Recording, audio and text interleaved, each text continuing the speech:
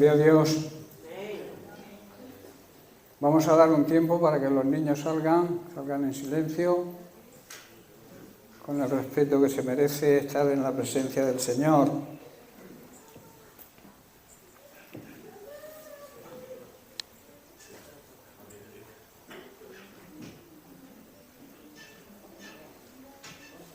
Es un gran privilegio, ¿verdad?, estar aquí en la presencia del Señor. Es un gran privilegio poder compartir con los hermanos en buena coinonía.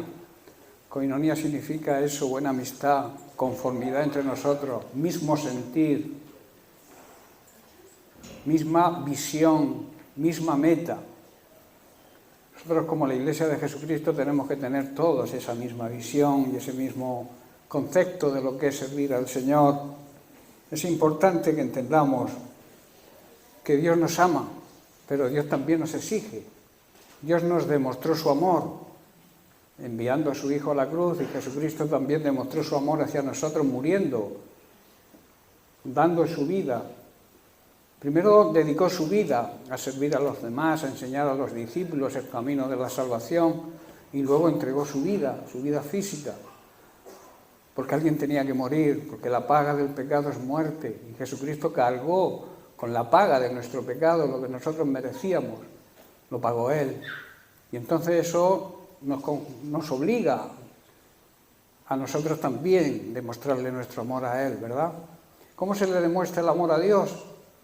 Con obediencia, con santidad. Porque la Biblia dice que sin paz, sin tener paz con los demás y sin la santidad que requiere ser hijo de Dios, nadie le verá. Eso es algo muy importante que debemos saber, que se nos repite muchas veces, pero quizás se nos olvida, de que ninguna cosa pecaminosa, nada contaminado puede entrar en el cielo. El cielo es todo santidad, es todo verdad, es todo bonito. Aquí en la tierra hay de todo, ¿verdad? Pero ahí en el cielo solamente está la presencia de Dios, la gloria de Dios que lo llena todo. Y que debe llenar también nuestra vida, aquí en esta tierra. Ese es el principio de la vida eterna, empezar a vivir la vida eterna aquí. Hay personas que viven una vida, llamados cristianos, una vida mediocre, porque no entienden que la vida eterna no es cuando te mueres, la vida eterna empiezas a vivirla ya. Ese es el deseo de Jesús, esa es, digamos, la visión que tuvo Jesús, y además nos lo dice en su palabra. El plan de Jesús es darnos vida, aquí ya en esta tierra. El que cree en el Hijo de Dios tiene en presente vida eterna. Y la vida eterna es esa, una vida plena y abundante, una vida llena de riqueza espiritual y alejados del pecado, claro está. Estamos tratando las señales de una iglesia ejemplar. Hay una serie de señales que indican que somos la iglesia verdadera de Jesucristo.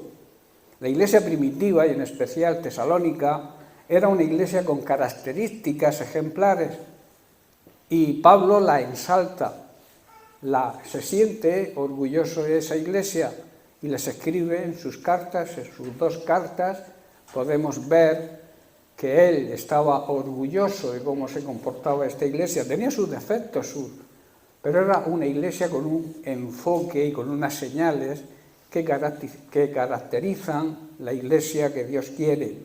¿Qué nos obliga? ¿Qué implica ser hoy la iglesia que debe hacer frente a las situaciones que estamos viviendo tan duras? Es una realidad que vivimos muy sangrante, es una realidad, no tiene nada más que poner las noticias y ver lo que está ocurriendo. Medio mundo está en guerra, las naciones no se entienden entre sí, los hombres no quieren nada más que el poder y la riqueza, y menosprecian la vida humana. A ellos no les importa que gente inocente muera, con tal de tener poder, dominio unos sobre otros. Eso es lo que el diablo quiere. El diablo divide. ¿Y quién sale vencedor? Él. Cuando hay división, el vencedor es el diablo. El espíritu del anticristo precisamente es crear división. Por eso nosotros como iglesia tenemos que mantenernos unidos. No permitir que nada ni nadie pueda causar una división dentro del cuerpo de Cristo. Dentro de la iglesia que Jesucristo pagó un gran precio por ella. Como suele decir, nació del costado de Cristo. Dio su vida por su iglesia. Y nosotros tenemos que ser agradecidos y disfrutar al mismo tiempo de la bendición que nos trae servir a Dios y obedecerle. O sea, ¿qué debemos hacer, por tanto? ¿Cómo debemos actuar para que este mundo y esta sociedad puedan cambiar? Lo sensato, como cristianos, es seguir, imitar la iglesia primitiva. Imitar en lo bueno, claro está. La iglesia primitiva tenía muchas cosas buenas y también tenía cosas malas que Pablo muchas veces tenía que reprender. Pero la intención y el objetivo era siempre ser fieles a Dios en todo. En el libro de Hechos, en el capítulo 2, Pedro, después de su primer sermón, mensaje, después, claro está, de ser lleno del Espíritu Santo, nos muestra las primeras señales de una iglesia ejemplar. Y lo vemos en el versículo 42, que es el que vamos a partir de ahora a desarrollar. Dice el versículo 42 que la iglesia primitiva perseveraban en la doctrina de los apóstoles, en la comunión unos con otros, en el partimiento del pan y en las oraciones. Y en consecuencia, cada día el Señor agregaba a la iglesia, a la comunidad cristiana, los que iban siendo salvos, los que se iban convirtiendo. Perseverar significa ser diligentes. Hablábamos de ser diligentes, de ser cuidadosos y no negligentes, ser constantes y anhelar el avance del reino de Dios como nuestra máxima, exigencia y dándole la importancia que tiene. Hablábamos de diligentes o no, o descuidados. Y hacíamos esa pregunta, ¿qué es la iglesia de hoy? ¿Es una iglesia diligente o una iglesia dormida y descuidada, entretenida en las cosas de este mundo?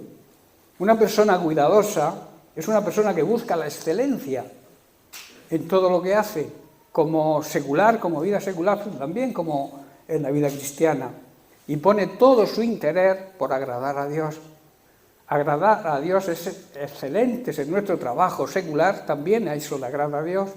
Y, sobre todo, excelentes en el servicio a Dios, en el trabajo para Dios. Y por eso una persona diligente hace todo, pone todo su interés para agradar a Dios y obedecer sus mandamientos y seguir sus consejos. Un cristiano diligente siempre está dispuesto a servir a Dios y nunca encontrarás un no en su boca. En cambio, una persona negligente, descuidada, perezoso, gandulón, que yo llamo, esa persona siempre va a buscar una excusa para no hacer lo que debe hacer. Salomón, en el libro de los Proverbios, nos dice, capítulo 13, verso 4, el alma del perezoso desea y nada alcanza, mas el alma de los diligentes, de los cuidadosos, será prosperada. O sea, los perezosos ambicionan mucho, pero reciben poco, obtienen poco. Pero los que trabajan con esmero, con excelencia, prosperan. Gran promesa, ¿verdad? También decíamos que una característica importante que demuestra que somos diligentes es que cuando Dios nos ordena algo, nuestra respuesta a Dios es pronta, o sea, en el momento que nos lo dice, total, sin quitarle nada a lo que Dios nos dice y sin ponerle condiciones. Amén. Bien, pues seguimos con la aplicación del libro de Hechos, capítulo 2, verso 42. La siguiente señal que Pedro nos dice, primero perseveraban en la doctrina de los apóstoles. Vamos a profundizar en este tema. Debemos ser diligentes y cuidadosos en cuanto a la doctrina. Hay muchas doctrinas, muchísimas iglesias que se llaman cristianas, pero que no tienen una sana doctrina.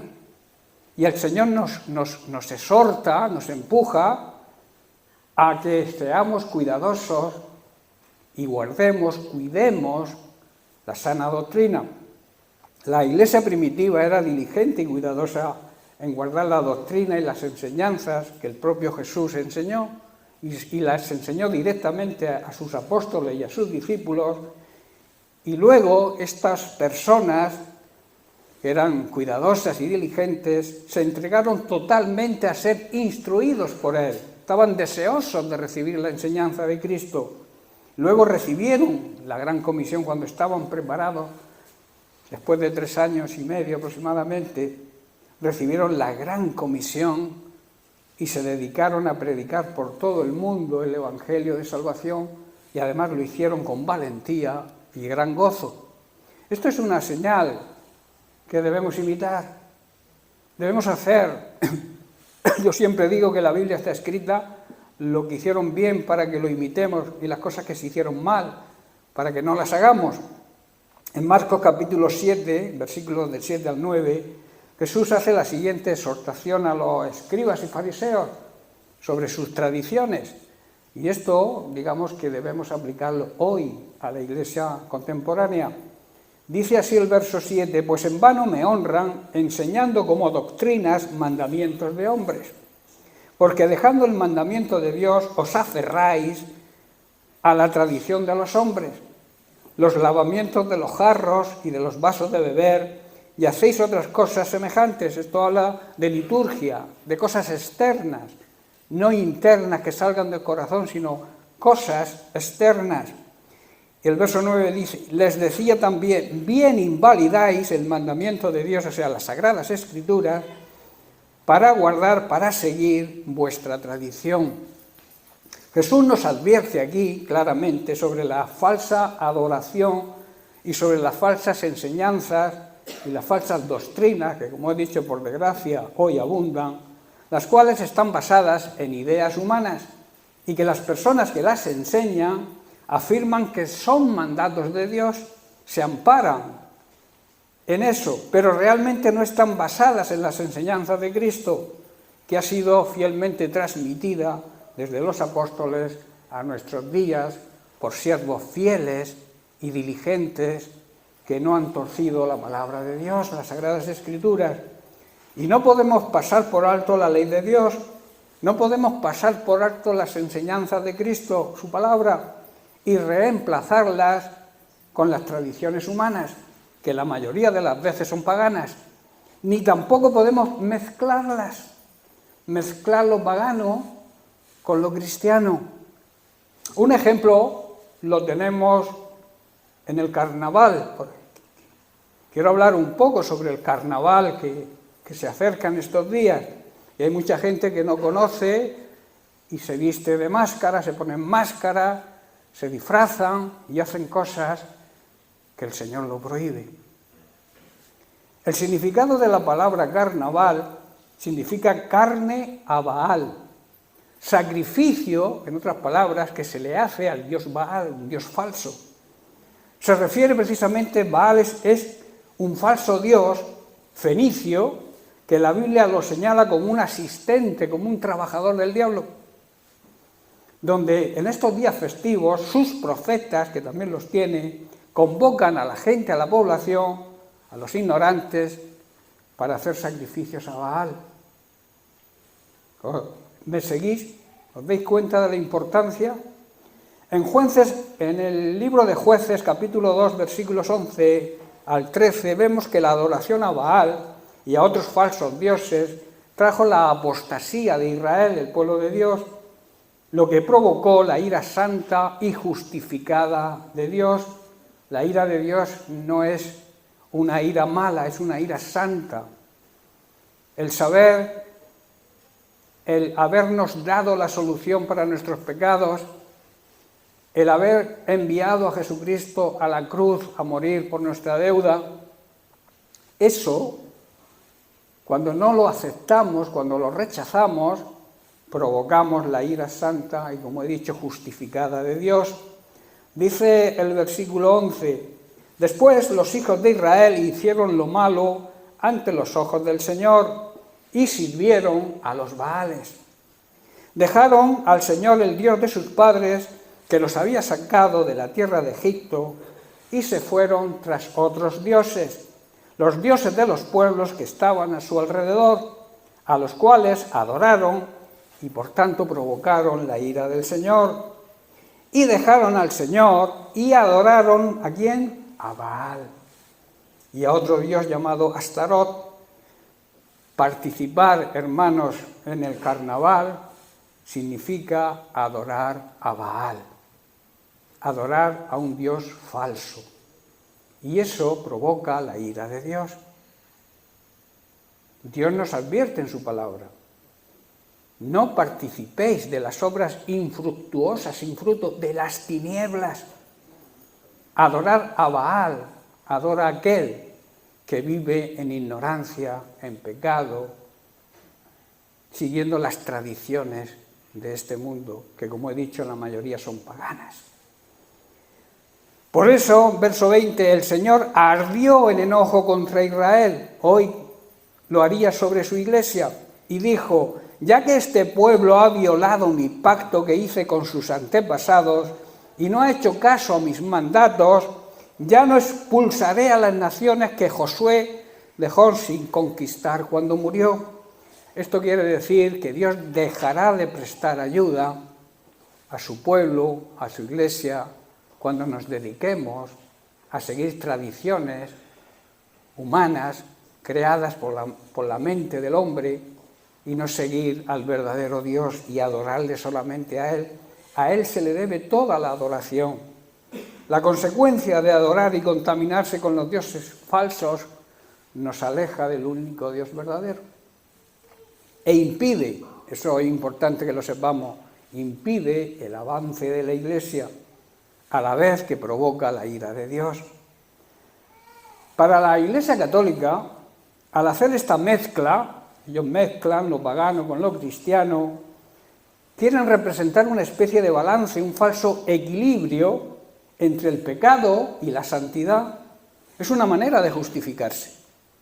Al comienzo del cristianismo, para poner un límite a esta fiesta pagana de carnaval, la Iglesia Católica la agrega a su calendario, la agrega a su liturgia y la reduce solamente a 3 días previos al llamado miércoles de ceniza. Tomando el significado, digamos, original de carnaval, quiere decir quitar la carne, es decir, finalizar la etapa asociada a los pecados carnales y comenzar el ayuno y la abstinencia, simbología de santidad. Esto representa una tremenda hipocresía. Su vida la cambian supuestamente en 40 días y el resto del año viva la pepa.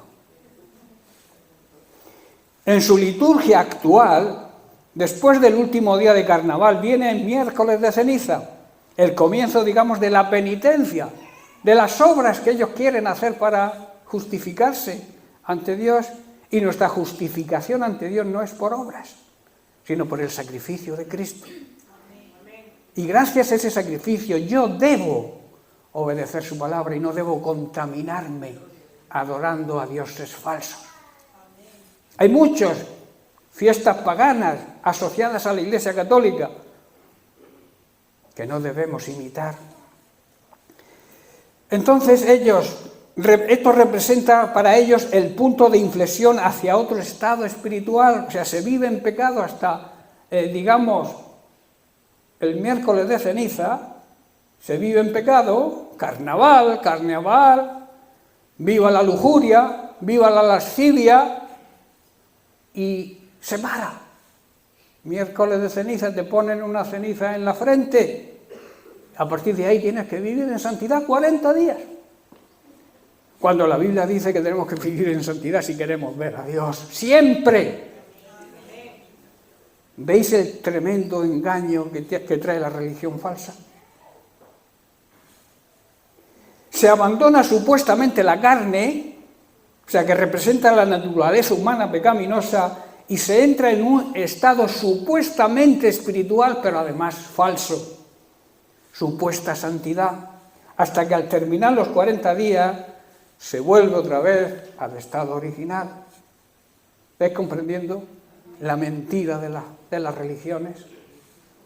Por eso Jesús, y en la Biblia se habla poco de religión, porque Dios quiere tener una relación de intimidad con nosotros para enseñarnos a actuar. Y nosotros, si somos verdaderos creyentes y deseamos ver al Señor actuando en nuestra vida y luego verlo en la eternidad, tenemos que obedecerle y no podemos contaminarnos. Así que no me vistáis este carnaval a los niños por ahí, ni os vistéis vosotros. ¿Todo el mundo lo hace? No, todo el mundo lo hace. Todo el mundo que no cree y no conoce lo que la palabra de Dios dice al respecto. ¿Estáis entendiendo, hermanos? Las personas que tuercen la palabra de Dios, o sea, que tuercen las Sagradas Escrituras, y quieren imponer sus ideas y sus tradiciones, están de alguna manera esquivando con habilidad la ley de Dios para aferrarse a sus propias ideas y sus propias tradiciones, y quieren hacer ver, al incluirlas en su supuesta liturgia cristiana, que vienen de Dios. Tremendo engaño, ¿verdad? Esto es una gran mentira, esto es una gran manipulación y maquinación de nuestro enemigo, el diablo, que usa a estas personas para engañar a la gente con la típica frase: todo lo hace, hay que vivir la vida. Pero no se dan cuenta que no están viviendo.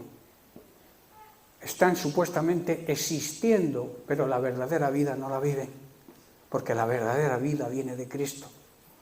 Él es el dador de la vida, de la verdadera vida, la vida eterna. Por tanto, hermanos, debemos ser muy cuidadosos con la buena y sana enseñanza. Hay una serie de características que demuestran una buena enseñanza o una buena doctrina. Vamos a estudiar algunas. Aunque existe el ministerio del maestro como un don ministerial, todos, de alguna manera, tenemos la obligación de enseñar a las personas que les estamos hablando del Señor, y debemos enseñarles aquello que nosotros hemos aprendido, y por tanto debemos estar dispuestos y sobre todo preparados e instruidos. La necesidad de aprender, de acudir a la escuela bíblica para hacerlo. En Efesios capítulo 6, versículo 15, Pablo nos habla de una pieza fundamental de nuestra armadura y que debe ser una característica de una buena enseñanza. Dice: y calzados los pies con el apresto del Evangelio de la paz. Debemos estar siempre preparados y dispuestos para compartir la buena noticia de la paz que encontramos en el Evangelio de Jesucristo. Y estar siempre listos para anunciarlo. Esto implica crecer en el conocimiento de las Sagradas Escrituras, conocer cada día más la palabra de Dios, las Escrituras, para que esas Escrituras nos guíen a hacer las cosas en el orden de Dios. Y también debemos aprender a escuchar la voz de Dios, a escuchar cuando nos hable. Que muchas veces no queremos escuchar lo que Dios nos dice porque no nos agrada lo que quiere que hagamos. Porque queremos hacer en nuestra carne, queremos hacer otra cosa. Siguiendo el ejemplo y testimonio de Jesús, nuestra enseñanza de la palabra de Dios debe tener sus mismas cualidades. Una de sus cualidades era su amor y su paz. Al tener paz y amor con nuestros hermanos y con la gente que nos rodea, nos sentiremos más cerca de Dios, porque son características de su amor. Y eso, si lo ponemos en práctica, a nosotros nos acerca a Él. Hechos capítulo 12, verso 14, que lo he comentado antes: seguid, en otra traducción dice perseguid la paz con todos y la santidad, sin la cual nadie verá al Señor. Por eso debemos esforzarnos por vivir en paz con todos. Tú tienes algo contra alguien, arregla la situación. La palabra de Dios nos recomienda que arreglemos esa situación para que tengamos paz nosotros también interior. Y procurar llevar una vida santa, auténtica, no ficticia y pasajera, como la fiesta de la Cuaresma. Es una fiesta limitada a 40 días, empieza y se termina. No, nuestra santidad no puede ser pasajera. ni efímera, debe ser total, diaria y por toda la vida que Dios nos permita estar aquí en esta tierra. Porque los que no vivan en esa paz y en esa santidad no verán actuar al Señor en su vida. Verán que el Señor actúa en la vida de otros, pero dirá ¿y yo? ¿Por qué yo? Analiza tu vida, mira a ver si vives en santidad. Porque la condición para que tú veas obrando a Dios en tu vida es que vivas en santidad y en paz con todos. Si no ocurre, examínate, analiza, mira a ver si tienes algo contra alguien o alguien tiene algo contra ti y arréglalo. Ponte en paz con todos. Si no estás en paz con todos, no puedes estar en paz con Dios, porque Dios nos exige vivir en paz con todos y vivir una vida honrada, recta y justa. La santidad implica, hermanos, ser transformados. La palabra de Dios dice que cuando nos convertimos sufrimos una transformación, dejamos de ser una persona, digamos, parte de la creación de Dios, pero no somos realmente hijos de Dios hasta que nos transformamos por medio de nuestro arrepentimiento. Y luego somos apartados de toda contaminación mundana, de toda tradición pagana y de todo pecado que impide nuestro avance y crecimiento en nuestra vida cristiana. Y luego, por último, dedicarnos a servir al Señor. La paz con todos y la santidad nos acerca a Dios. Por eso debemos sentirnos gozosos, felices y orgullosos por poder enseñar a otras personas lo que nosotros hemos aprendido. Así estaremos imitando a Jesucristo, que siempre hablaba y enseñaba lo que Dios el Padre le decía. ¿Estáis entendiendo? Nosotros debemos seguir el ejemplo de Él. Si Jesús, el Hijo de Dios, el que no pecó, el que no se contaminó con ninguna tradición pagana, el que nunca desobedeció a Dios, siempre decía lo que el Padre le decía que dijera. Nosotros debemos hacer lo mismo. Al imitarlo, debemos enseñar como Él enseñaba, con gran sabiduría, con gran humildad, con gran mansedumbre, o sea, con tacto, control y de una manera sencilla, para que las personas puedan entender. Las personas capacitadas para enseñar deben compartir todo lo que viene de Dios y no de su propia cosecha. La prioridad es enseñar lo que Dios quiere y desea que enseñemos. Por eso debemos respetar siempre su voluntad, buscar su voluntad. ¿Cómo se conoce su voluntad? Estudiando, meditando, orando, teniendo una relación de intimidad con el Señor. Así conoceremos su voluntad. Si vives alejado de Dios, si vives haciendo lo que quieres, sin preocuparte de lo que Dios opina, sin buscar esa intimidad con Él para que Él te guíe y te aconseje, nunca harás su voluntad. Harás tu propia voluntad. Y nuestra propia voluntad muchas veces, o la mayoría de las veces, nos lleva al fracaso. Si quieres tener éxito en las decisiones que tomes, busca la sabiduría divina. Preséntaselo al Señor y busca su aprobación y hazlo, y entonces vendrá el éxito. En Hechos capítulo 4, versículo 32, vemos la actitud de la iglesia primitiva como iglesia ejemplar. Dice, y la multitud de los que habían creído eran de un corazón y un alma, y ninguno decía ser suyo propio nada de lo que poseía, sino que tenían todas las cosas en común. Esto es vivir en comunidad. Qué bonito sería, ¿verdad? Que yo necesitara un coche para hacer un viaje y fuera y le dijera yo, Moisés, déjame tu... ¿Cómo es? ¿Cómo es tu marca? Volkswagen, déjame tu Volkswagen, que el mío está viejo y no sé si me llevará a donde quiero ir. Y dice, ahí lo tienes. Sería bueno, es un ejemplo que pongo, ¿no? Necesito pasar una noche aquí en Mula porque se me ha hecho tarde. Aquí tienes mi casa, mi habitación. Sería bonito, ¿verdad? Sabemos que las cosas no nos pertenecen a nosotros.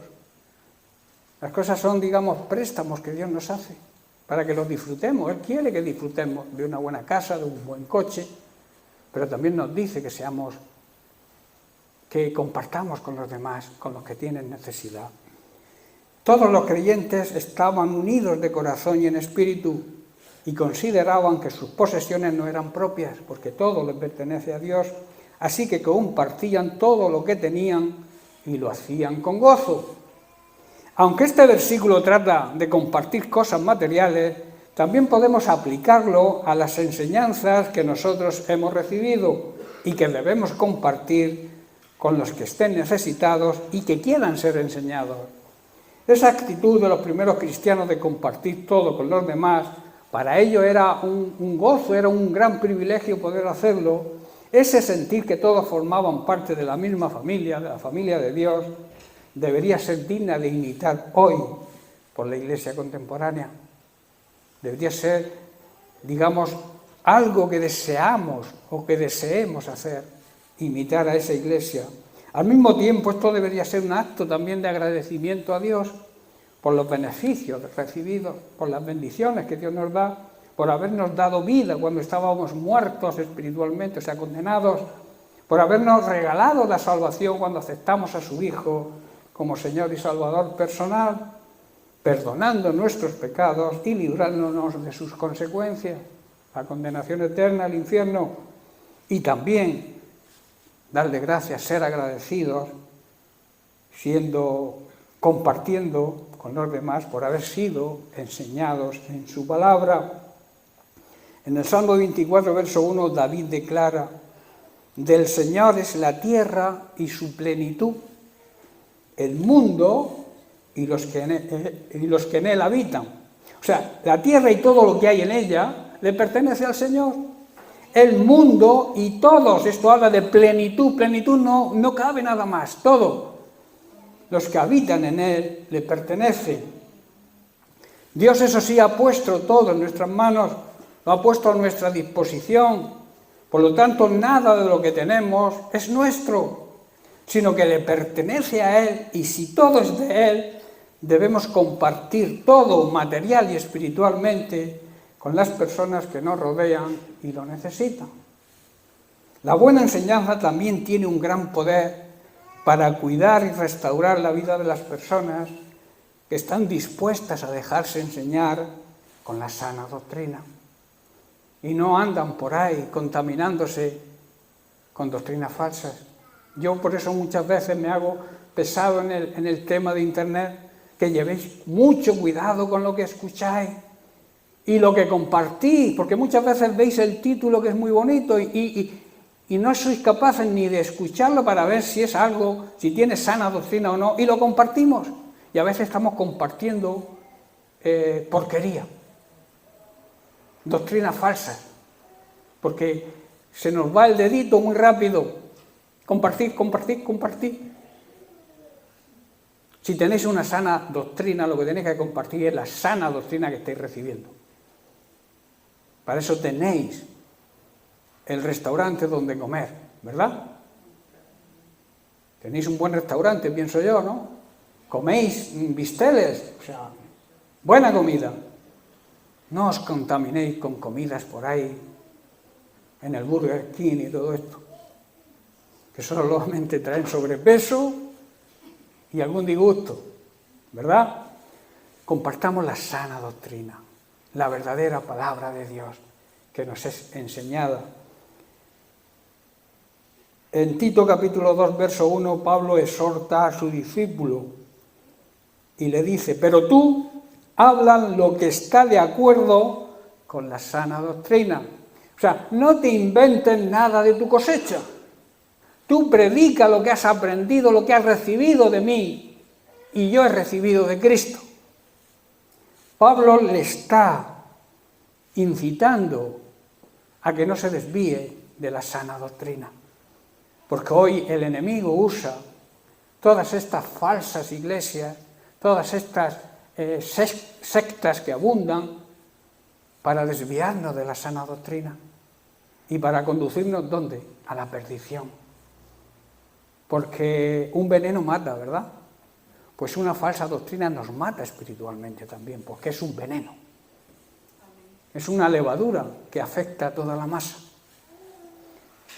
Debemos, por tanto, fomentar una clase de vida que refleje la sana doctrina que hemos aprendido. O sea, además de no desviarnos de la sana doctrina, además de aprenderla, debemos compartirla. Y no debemos agregar nada, ni quitar nada de lo que la Biblia enseña, porque si aplicamos lo que hemos aprendido, esto traerá restauración y madurez. La Biblia nos enseña que debemos restaurarnos y edificarnos los unos a los otros. También enseña que debemos aceptar la exhortación de una manera humilde cuando alguien nos diga, hermano, o el pastor te diga, por aquí no vas bien, cambia de dirección, actuamos como GPS, ¿verdad? Cuando conectáis el GPS y os equivocáis, ¿qué os dice? Cambia de dirección. Pues el Espíritu Santo es nuestro GPS. Y a través de nuestra conciencia, porque el Espíritu Santo le habla a nuestra conciencia y nuestra conciencia salta como una alarma, advirtiéndonos del peligro que corremos. Si somos oidores de esa alarma y nos damos cuenta que nos hemos equivocado, hacemos como igual que con el GPS cuando nos dice cambia de sentido, nosotros cambiamos el sentido. Así que no seas terco y si vas por un camino equivocado, da la vuelta. Amén. Por eso debemos vivir con diligencia y de una manera honesta y honrada. Y entonces la paz de Dios, que sobrepasa el entendimiento humano, estará con nosotros.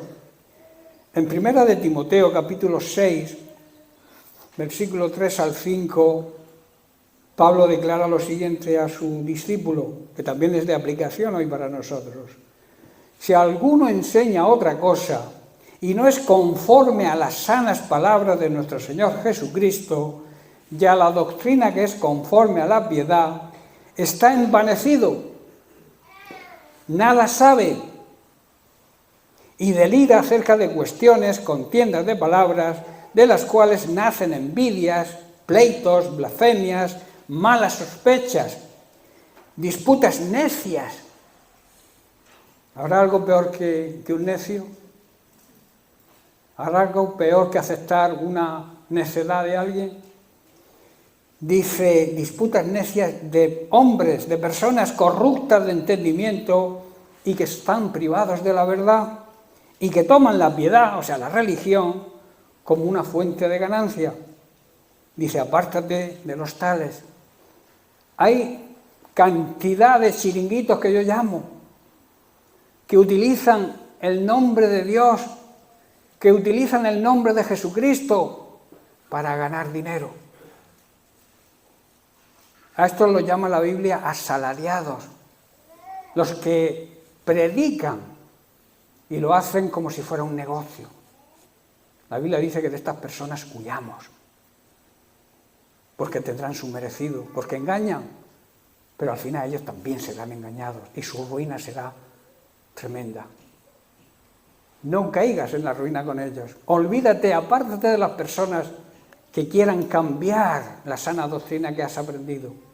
No te dejes influenciar y mucho menos engañar por la palabrería de algunos, porque eso sí, tienen una suavidad para hablar. Hermanito, cuánto te amo. Y en realidad lo que quieren es hacerte caer en sus falsas doctrinas, que te acerques a ellos y que eches tus buenas ofrendas, buenos diezmos para ellos vivir bien. Eso abunda, hermanos. La gente no debe vivir del Evangelio. Los ministros verdaderos de Dios, los creyentes verdaderos de Dios viven para el Evangelio. Y Dios, que es un Dios justo, les sustenta. Dios dice en su palabra, no pondrás bozal al buey que trilla. Tú no le puedes a un siervo de Dios que trabaja, que lucha, que pelea por el avance de la iglesia, que te enseña, ponerle un bozal para que no coma. ¿Estáis comprendiendo? Porque ahí es una simbología, no está hablando de bueyes en sí, habla de bueyes, pero está simbolizando a las personas que trabajan. Todo trabajador merece un salario, ¿verdad? A que tú no trabajas por la cara. En el trabajo donde estás, tú le dices a tu jefe, no, yo vengo aquí a trabajar altruistamente, no quiero cobrar. ¿Lo harías? ¿no? Porque mereces una recompensa, mereces un pago a tu trabajo. Pues Dios dice que no pongamos bozal al buey que trabaja. No le digas, trabaja, pero no comas. Eso es lo que opinan algunos sobre los ministerios de la Iglesia de Jesucristo.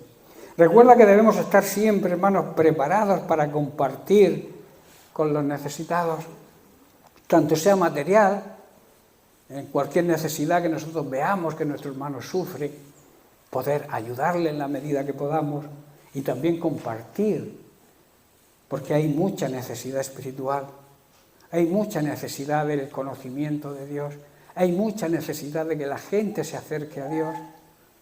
La mayor necesidad que este mundo tiene precisamente es esa, que las personas se acerquen al Señor, que las personas reconozcan que en el Señor está la solución.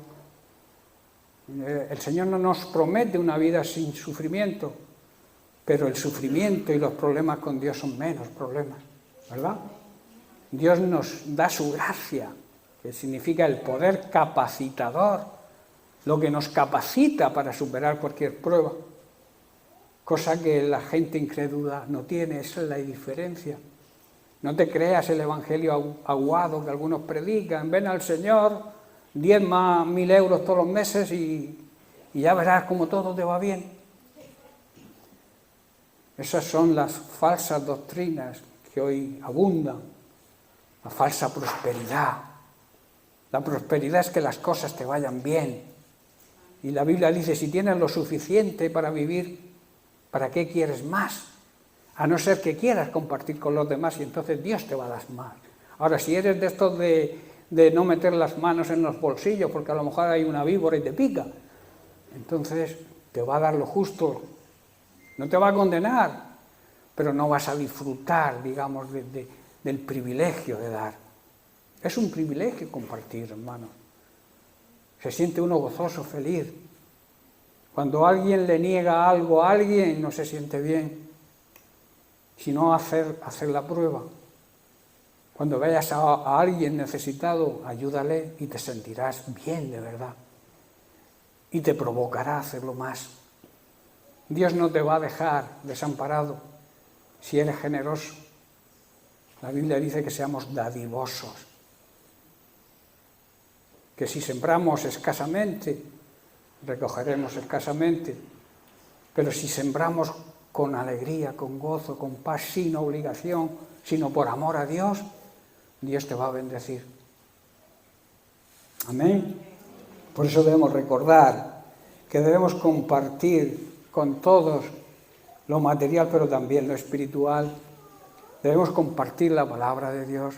Debemos compartir nuestras experiencias con Dios para que los demás se puedan acercar a Dios, se puedan arrepentir y puedan recibir ese regalo tan precioso de la salvación. Debemos compartir la buena noticia del Evangelio. La buena noticia del Evangelio trae paz. Y esa paz la encontramos en Jesucristo.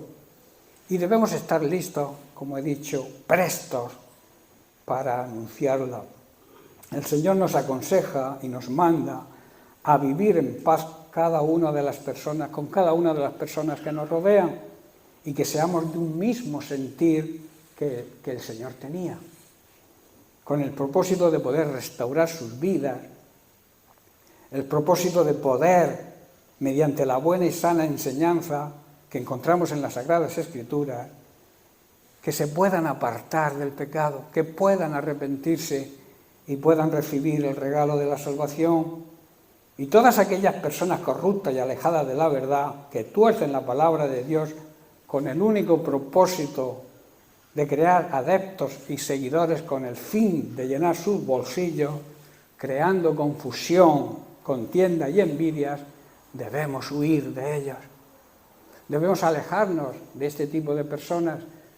No debemos maldecirlos, no debemos quizá despreciarlos, pero sí alejarnos, porque la Biblia nos enseña. Tenemos que amar a todo ser humano, sea de la condición que sea, pero no tenemos por qué compartir lo que ellos creen o lo que ellos piensan, Y si nuestra relación con ellos nos va a contaminar, debemos alejarnos de ellos. Eso es lo que la Biblia enseña. Bien, estoy terminando. Así que, os repito, debemos cuidar, proteger la sana doctrina.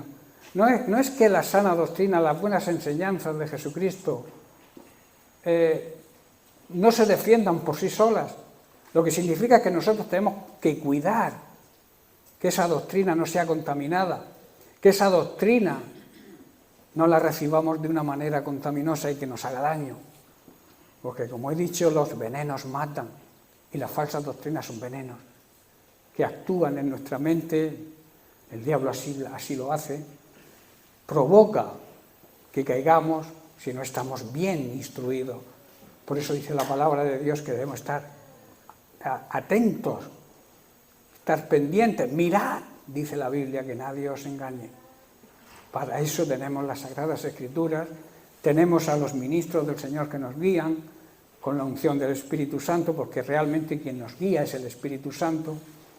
Así que vamos a dejarlo aquí y seguiremos la siguiente semana con otra de las señales que debe dar la Iglesia ejemplar hoy en día, que es la comunión unos con otros.